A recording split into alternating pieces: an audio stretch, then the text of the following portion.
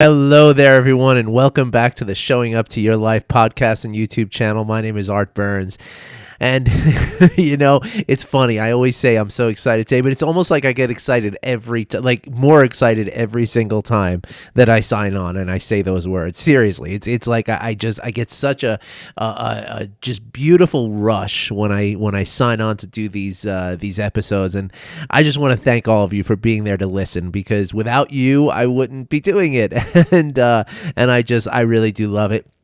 And not only do I love it for myself, but I love it for you too. I love, as I've said before many times, I love getting the messages from all of you and knowing that you all are hearing the messages and really benefiting from these messages. I cannot tell you how much that means to me. And I'm just, and that's why I just get so excited every time. As soon as the thing starts rolling, sometimes, like even today, I might look really tired because I am really tired. It's been a really long, busy week, and, sleep didn't come to me very naturally last night. My son woke me up and that kind of stuff. But, so I was really low energy and kind of thinking oh my gosh, I have to do my podcast. I have to show up, which is, that's the thing, right? But as soon as I start, I feel all this energy right now. And so it's amazing. So I just want to thank you all. And I really, really mean that from the bottom of my heart. I am so grateful for every one of you who are listening and watching to these messages and episodes, and I'm just so excited. And so thank you, everybody. And hey, I have another announcement that I'd like to make before we get into today's episode, which is I am very excited to share today's episode as well, because it's a really kind of vital message that kind of follows up a couple of things that we talked about this week. So it's really great because something happened yesterday on social media, and I can't wait to share it with you. But before I do, I have some other news to share with you, okay? I know all of you are enjoying these podcasts. I get the messages, and I love it. And this podcast is a little different from most podcasts, right? I mean, most podcasts are more of a conversational thing, an interview kind of thing. Well, I'm so excited to tell you that I have actually just joined with a friend of mine out here in Denver, Colorado, a guy that I was introduced to a couple of years ago. He's a wonderful guy, just a really awesome dude. He's a professional videographer, and you've seen some of his work. He's works on, big stuff, and it's mostly commercial stuff, but it's beautiful. I mean, this guy's got such talent, and he had been doing a podcast when I first met him a couple of years ago, and I appeared on his podcast once, but that podcast kind of took a backseat to his career and stuff. And so this thing with my friend Adam, right? His name is Adam Adzel, and the thing about Adam is that he is a practicing Buddhist and even a Buddhist teacher. Has been for about over 10 years, right? And so when we met, it was this really great kind of synergy and kind of real cohesiveness to our conversations, because as you all know, I come to mindfulness and compassion practices not through the philosophy or even what some people call the religion of Buddhism, but instead I come at it from a very science-based place. I talk to you about, doctors and professors and neuroscientists, right? Whereas as Adam will talk to you about monks and gurus and these kind of things. And so we always, we've been talking about this for a while, that it would be great to have a conversation with the two of us, that, because there's a real benefit to kind of seeing where these two,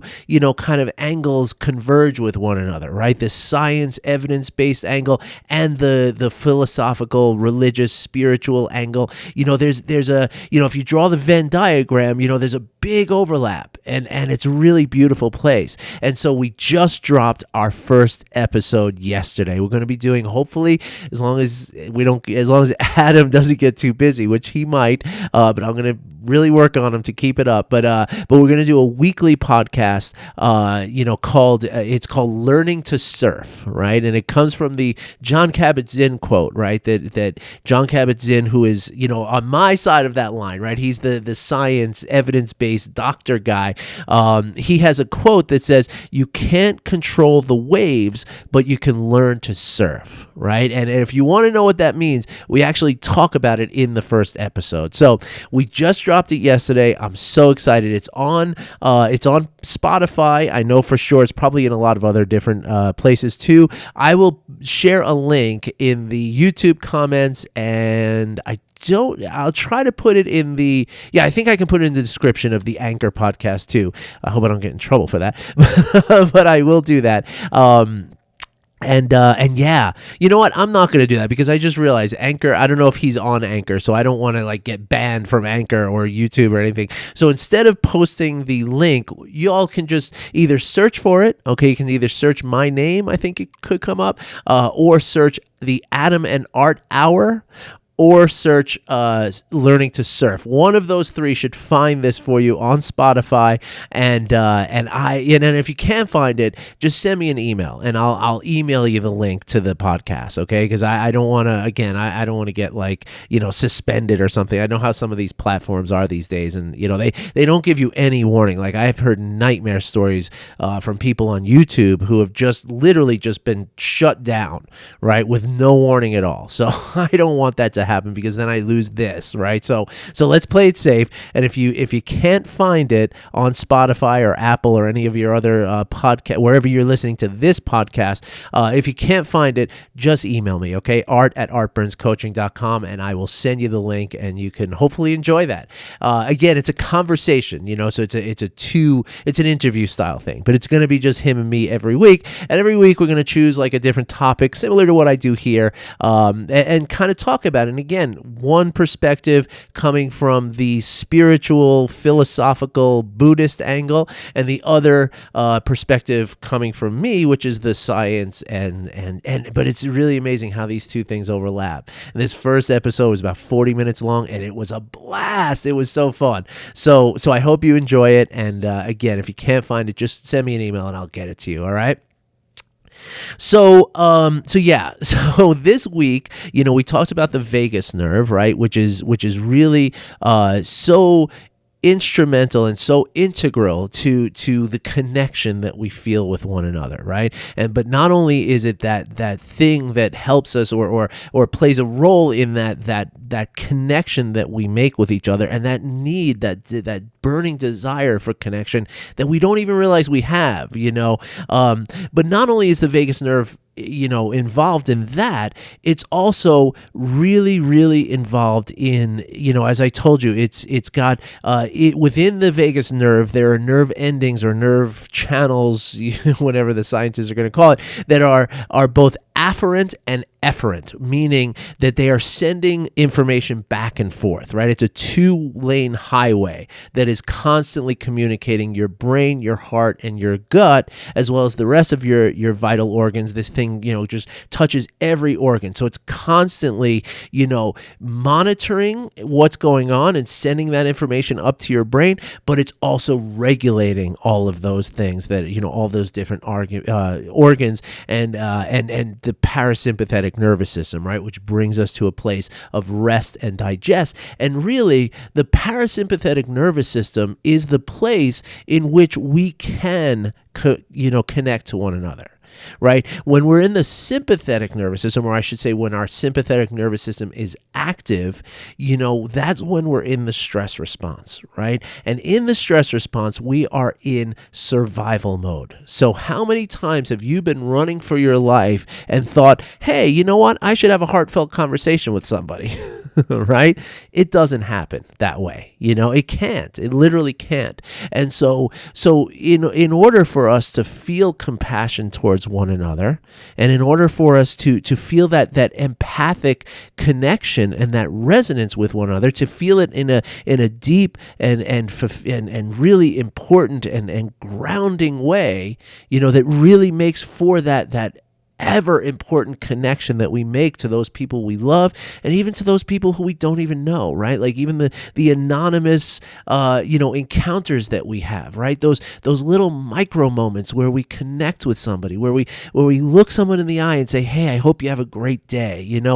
Those connections can only happen when our parasympathetic nervous system is active, right? When we are in the what we call the rest and digest mode of our body, right? Which we could also call the rest and digest is the opposite of fight or flight, right? And we could also call it the creative mode of our body, right? This harkens back to my son's Minecraft game, right? I don't know if you realize this, but I shared this in a podcast a while back, that the game of Minecraft has two modes to it. And I think this is true with a few different video games that my son seems to play.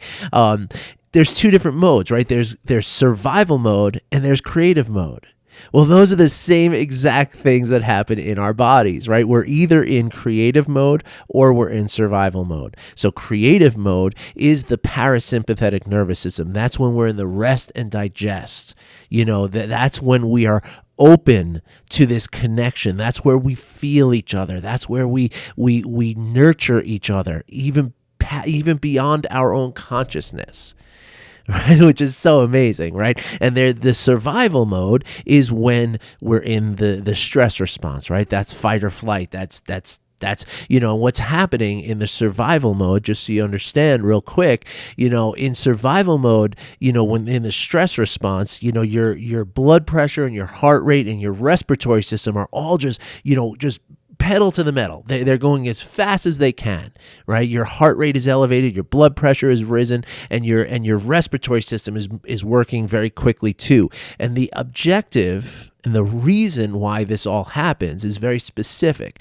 Your body is trying to get the oxygen-rich blood out to the extremities of your body, right? So the trunk of your body, right? Everything that's like the sort of, rectangle between your shoulders, your sides, and the, sort of bottom of your trunk, like right below your pelvis region, that's called your viscera. Okay, that's the part of the body where all of that blood kind of belongs there, and of course your brain, right? But that's your organs and your all the systems of your body are feeding on that oxygen-rich blood, all day long. Right? And they need it, right? But when we go into survival mode, what your body is doing very naturally, very automatically, is it's sending all of that oxygen-rich blood into the big muscles of your legs, your arms, your back and shoulders, right? Like, so it's taking it away from all of the organs and sending it out to the muscles, because you need to either run really fast or you need to fight something off, right? Now, of course, as I've explained many, many times, the unfortunate thing is that a lot of times we're in this stress response when there's no threat. Right. So now we're just sitting here, just starving our organs of this oxygen-rich blood while we're sitting at our desk. And that's how stress can become chronic. Right. And so we've talked about that. And that's also what leads to the health issues. Right.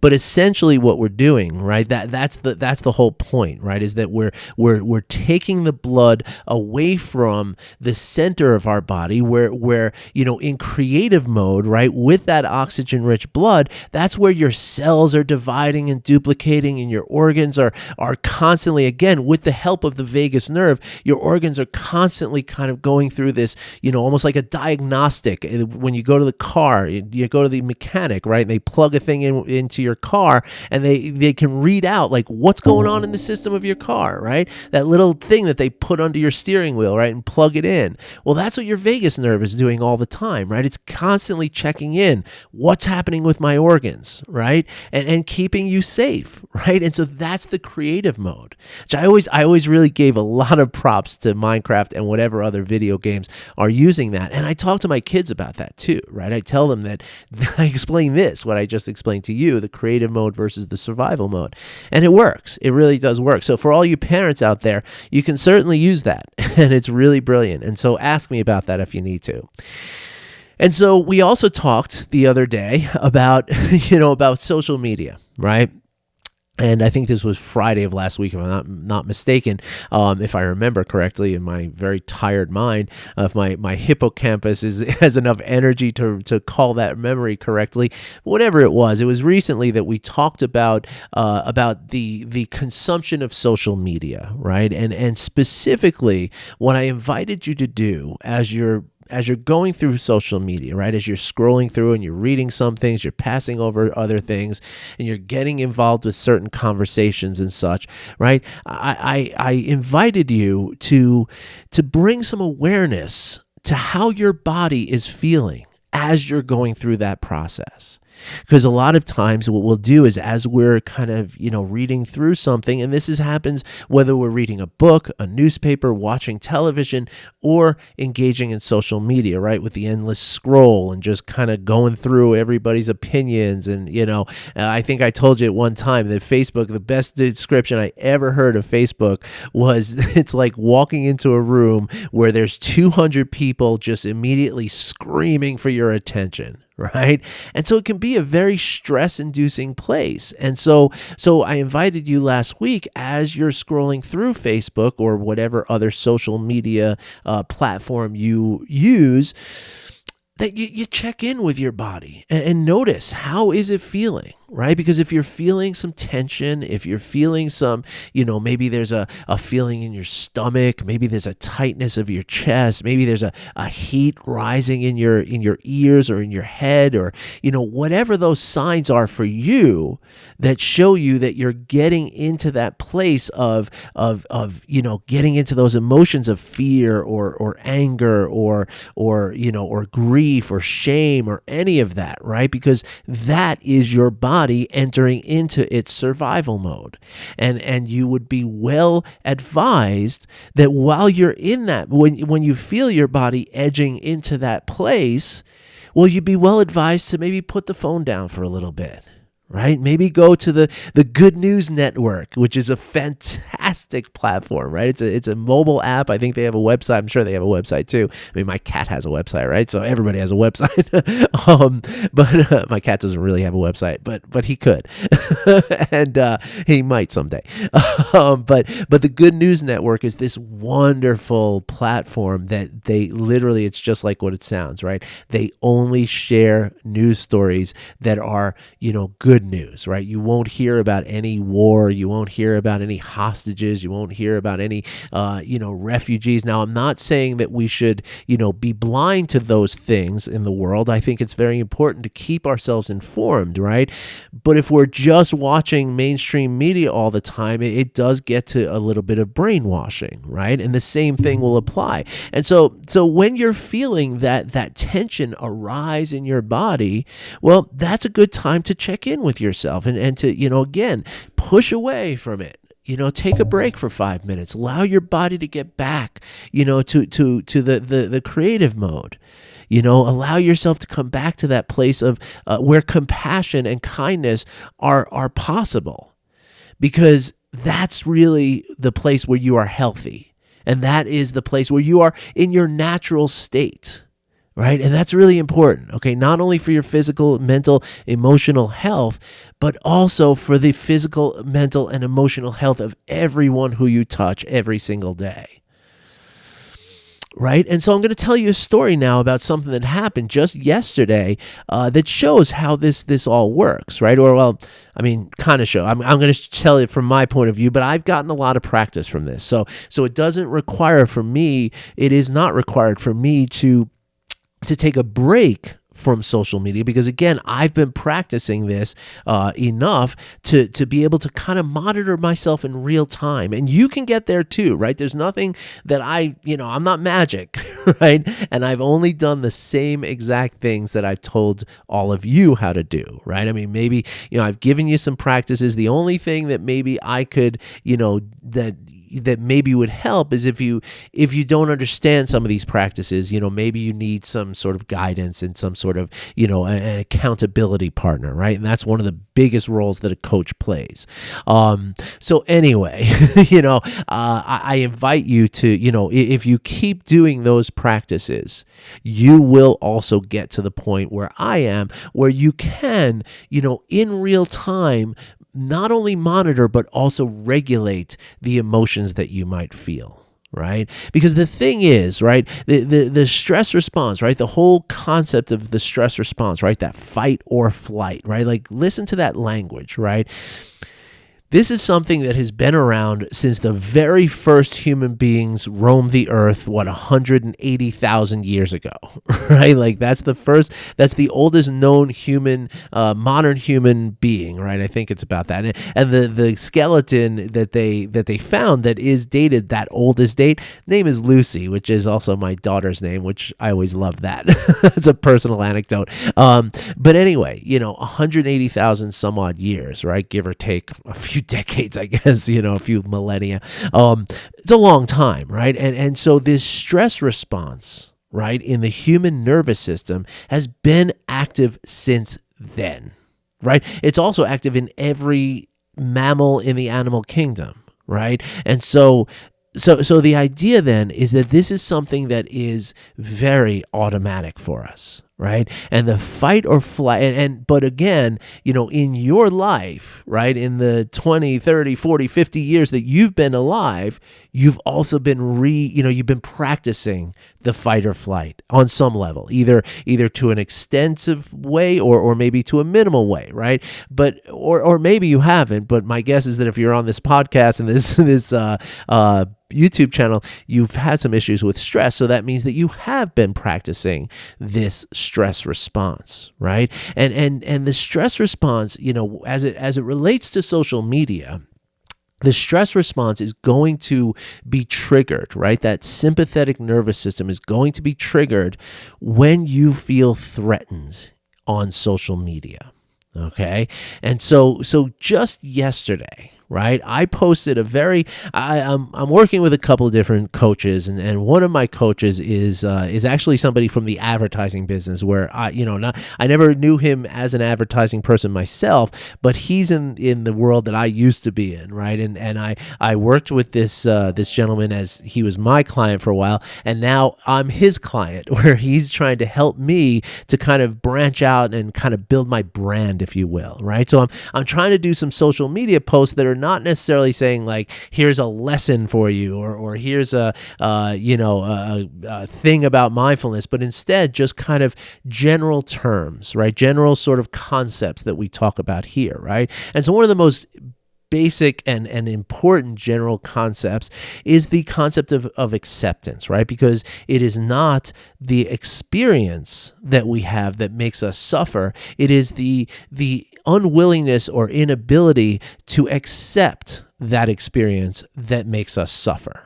Right? And I always use the example of a traffic jam, right? It's not the traffic jam that makes you suffer. It's you saying, this can't be happening to me, and getting all upset, right? Like that's the suffering. The traffic jam is just a traffic jam, right? And so I posted yesterday, I just posted exactly what I just said, right? That it is not the experience that makes you suffer. It is the unwillingness to accept the experience that makes you suffer. It's a very simple statement, and it's very true, right? Like this is something that I know to be true.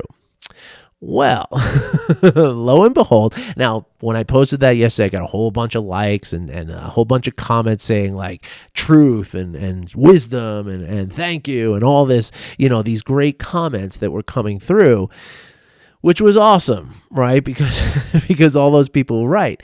But there were two people, right, who commented in a kind of hostile way, right? Now, both of them are friends, right? They're on my friends list. One is actually a pretty close friend, and the other is more of a distant friend, just as somebody who's actually a mom of one of my son's friends, right?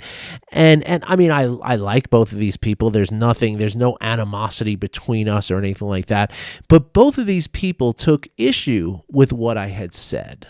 Right. And the issue that they were taking, which is probably confusing to you until I explain it, but the issue that they were taking is that by saying something like that, what you're doing is you're putting the onus back on the person who is suffering and making it feel as though it's their fault. That's what the one person, the guy who is a good friend of mine, said, right? And he was talking from the standpoint, like he had this, and I mean, he replied, he's a very, very intelligent guy, and he's done, he's written books, and he's a really intensely smart guy and well educated. So his comments were like 100 words each, like paragraphs, and I was like, wow. And so he was coming at it, talking about, PTSD, which he has suffered from, also talking about, people who are starving, people who are living in war-torn regions of the world, right? And saying like they are suffering that has, and he was like, he accused me of being like what he called a 1-minute guru, right? Which was like, I guess there's this whole kind of, movement of mindfulness and these, what he calls a 1-minute guru, which are people who very, very much simplify the concepts of mindfulness, and really kind of, almost cheapen it a little bit. And that's not what I do here. And you all know that, right? Because one of the things that McMindfulness is accused of is leaving out the very important part of compassion when it comes to this work, right? Because that's really the magic, right? That's the really important part. And ironically, going back to my friend from the Buddhist talks, right? That's the thing that differentiates Buddhism from a lot of what you would call mindfulness, right? Is that in Buddhism, the emphasis on kindness and compassion is very, very high. In fact, I just read in a book the other day, the Dalai Lama himself had told the author of this book I was reading, don't become a Buddhism. Don't practice Buddhism. There's enough Buddhists in the world today, he said, but do practice compassion. The world needs compassion, right? So that's, I'm just, kind of letting you know that I am not that 1-minute guru. And so the thing that happened, right, and the other person who commented, right, these are the only two sort of, argumentative comments that came through. The other person accused me of toxic positivity, which I get that. I get both of these statements, right? I don't agree with them, but I get them, right? Like, toxic positivity is like, telling people, oh, just be happy, just be positive. Everything will be all right. Law of attraction. You'll be okay. Just brighten your heart. And of course that is toxic. That's dangerous, because if we try to ignore all the negative aspects of life, number one, we're only living half a life, which is not very, not very fulfilling. But number two is it doesn't really work. Right. And eventually those negative emotions are going to come pouring in, with a vengeance. And it's going to be like a tidal wave, a tsunami that just completely wrecks you. Right. So just ignoring the negative is setting yourself up for a big crash. Right. So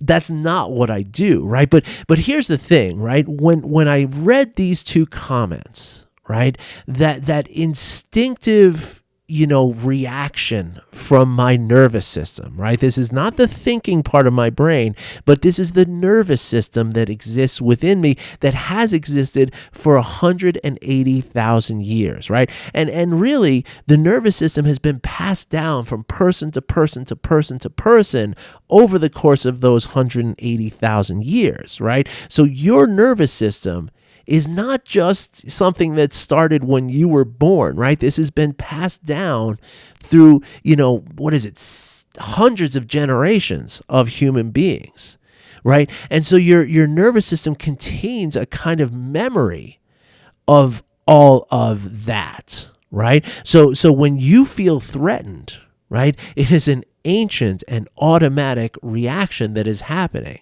And I felt that in me as soon as I read those comments, right? And here's what I wanted to share with you about this, right? This is where, again, what I was talking about in the social media, right? The post that we did about consumption last week. When we feel that, right? And when I felt that, like, my initial reaction was like, oh crap.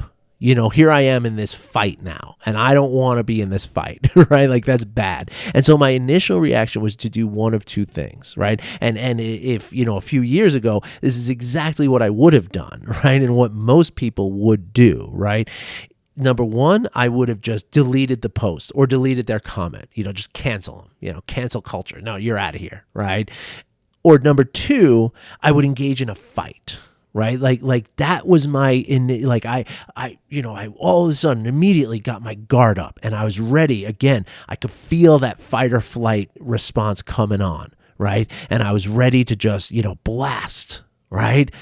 And I felt that happening, right? And what I did then was number one, I took a couple of deep breaths, right? Because that's always the first place to start. Take a couple of deep belly breaths, right? And especially, when you're in the stress response, taking an abdominal breath, even just one or two breaths, is going to kind of, trip up your brain a little bit, right? That part of your brain that is monitoring through the vagus nerve what's going on in your body, right? When you breathe with your abdomen, right, you're sending that message through the vagus nerve to your brain saying everything's okay, right? Because if you're being chased by a tiger, you're not breathing with your belly. I can tell you that right now, right? Even if you think that there's a tiger, you're not going to breathe with your belly, right? You're going to breathe with your chest because that's part of the stress response. But remember, the brain sends the signal to your body for the stress response to initiate that stress response, right? Which is, remember it's afferent and efferent, right? So there's a two-way street, right? The message is coming from your brain to your body to initiate the stress response. But then your body in the stress response is sending the message back to your brain, and everything is constantly monitored. And again, that's the whole, one of the main points of the vagus nerve.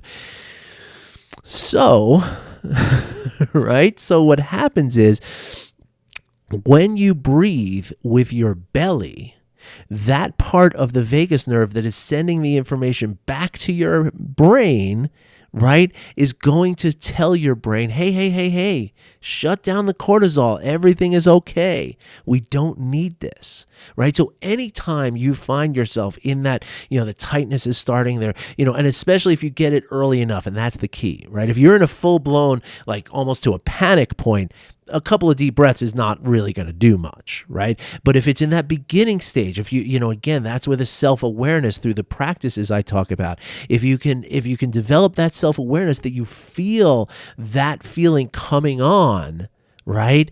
And you catch it in its very early stages, then yes, a couple of belly breaths can turn off the works, right? It can completely neutralize that stress response and bring you from the survival mode back to the creative mode, right? So anytime you're feeling that, I implore you, please start with a couple of deep belly breaths, okay? And you'll be amazed at how much this will help.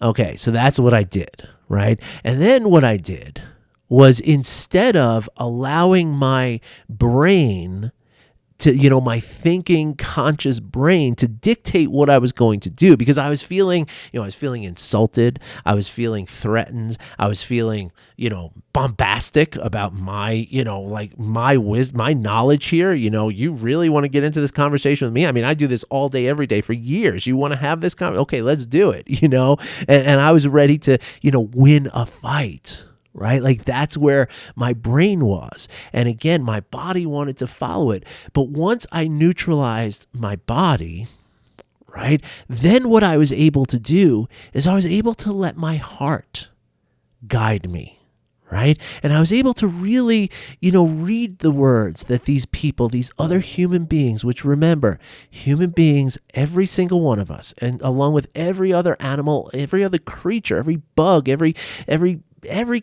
sentient being, everything that has a consciousness on the entire planet just wants one thing. It wants to increase its happiness and also decrease its suffering, right? And I know that's two things, but it's really just one because it's the same thing, right? And so when I was allowing myself to lead with my heart, I could recognize that.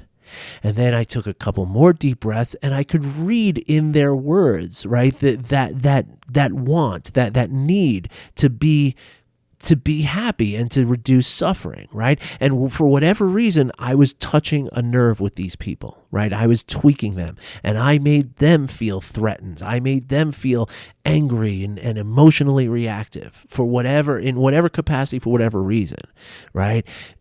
But the point is that once I could allow myself to operate from my heart, right, then I could see that suffering and that need for happiness in that threatened feeling that they were experiencing in their words.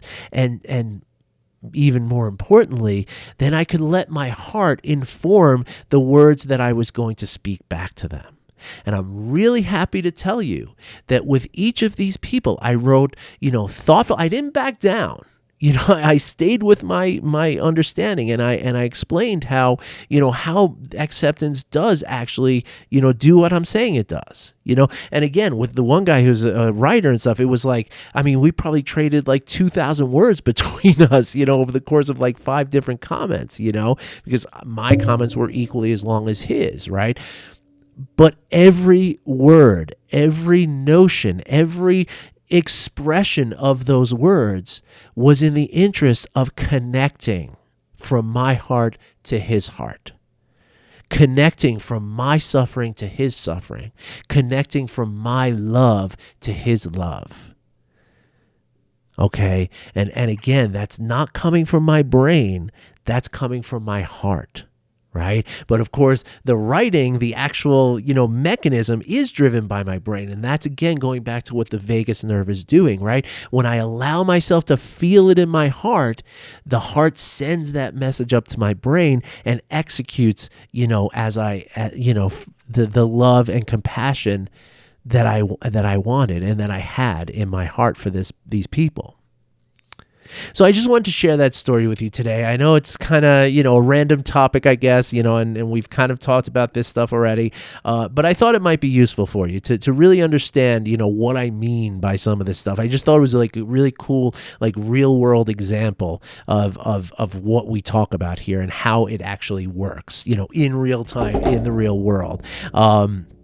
And so I invite you to follow this, right? A lot of times, again, our first, and actually it's really funny because my coach this morning posted something on social media about this very thing. So I just really felt like it needed to be talked about here in this podcast. And my coach very eloquently put it in a way that I'm going to share with you. Like, she was saying that and again, this goes back to the ancient nervous system, right? That's all about like your ancestors, right? Like that's why you have the reaction that you do, right? And not to go very deeply into what she said, but she had this really beautiful way of expressing the fact that what she said was that, ordinarily when we find ourselves in this place, we either want to defend ourselves, right, by like cutting off the erasing the post or just, shutting down and just walking away from it, or we want to knock somebody down, right, with an angry reply, right? But what my coach eloquently said is that if you pause for a moment and allow yourself to really, kind of, come back into your heart a little bit, then you notice that those are not the only 2 responses. In fact, as she said, there's a whole garden of possible responses in that place. And one of those, as I say, is love and compassion and empathy. And as we talk about here a lot, when we express that love and that compassion, right, that's a form of altruism and generosity. And that is something that is good for you. So you have the choice of either damaging your body by getting into the anger and the stress and everything, or you have the option of regenerating and healing your body through the love and the altruism and the compassion. So which one are you going to choose? I would love to know. Thank you so much for listening. I know this is a little bit of a long one, especially with that announcement about my new podcast, in the beginning here. I really appreciate you hanging in and listening to this whole thing. And I hope you find this helpful. And if you have any questions, maybe you realize that I'm onto something here, but you just don't know how to do it, that's when you should call me. Okay, you really should. You should go over to my website, artburnscoaching.com. At the bottom of every page, there's a link that says book a free or schedule a free call.